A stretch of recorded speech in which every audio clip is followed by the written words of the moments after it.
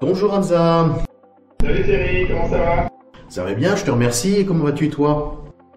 Ouais, ça va, merci. Alors, on parle de quoi? On va commencer directement parce qu'on a fait un peu beaucoup de retard. Ouais. On parle de quoi aujourd'hui? Alors, l'émission d'aujourd'hui, le sujet, c'est les 3 piliers des entreprises qui réussissent. Voilà, c'est ça, c'est super important. Alors, il y a quelques raisons pourquoi cette émission elle est super importante, Thierry. C'est que, en fait, dans les entrepreneurs, tu vas avoir souvent des gens qui démarrent et qui savent pas trop comment faire, donc qui expérimentent un peu avec pas mal de choses, qui font en fonction de leur opinion, ils essayent de se débrouiller, qui apprennent aussi, etc., etc. Puis tu as des gens qui ont démarré 2, 3, 4, 5 ans et leur société va pas aussi bien que ce qu'ils avaient prévu. Ouais. Ça leur prend trop de temps, ça gagne pas assez, les gens restent pas dans le business, etc., etc. Ils arrivent pas à grandir, ça stagne un petit peu, etc., etc. Et cette émission, elle va répondre à ces deux problèmes. Elle va parer à ces deux problématiques plutôt.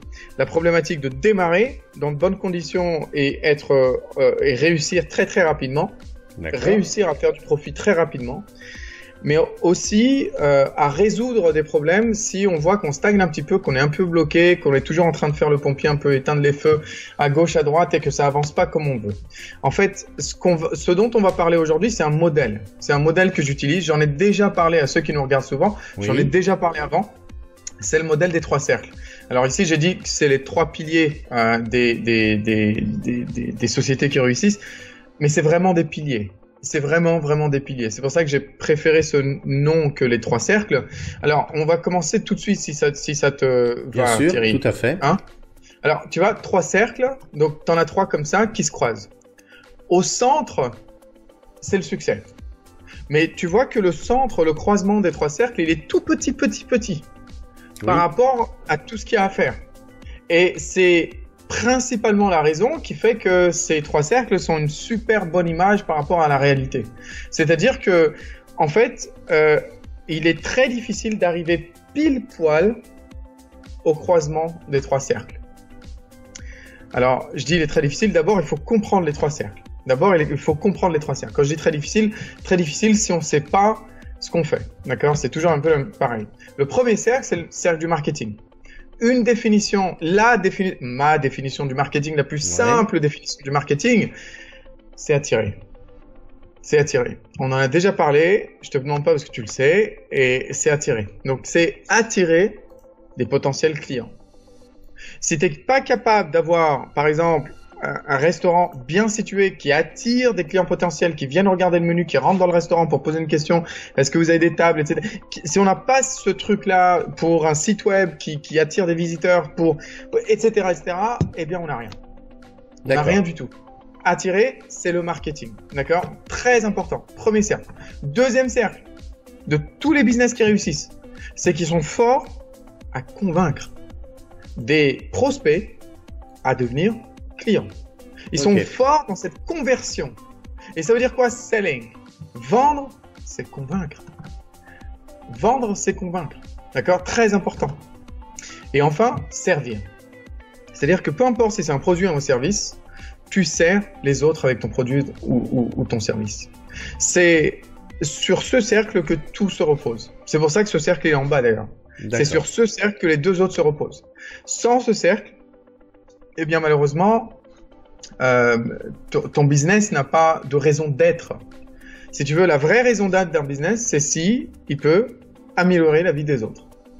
Si il peut enlever les problèmes des autres. D'accord? Retirer les problèmes, résoudre les problèmes des autres. D'accord? C'est vraiment le but du business. Et ça, c'est les 3 cercles. Alors tu vois, on a dit que c'est seulement le croisement de ces 3 cercles en même temps qui fait qu'une société réussisse. On va voir maintenant les contre-exemples.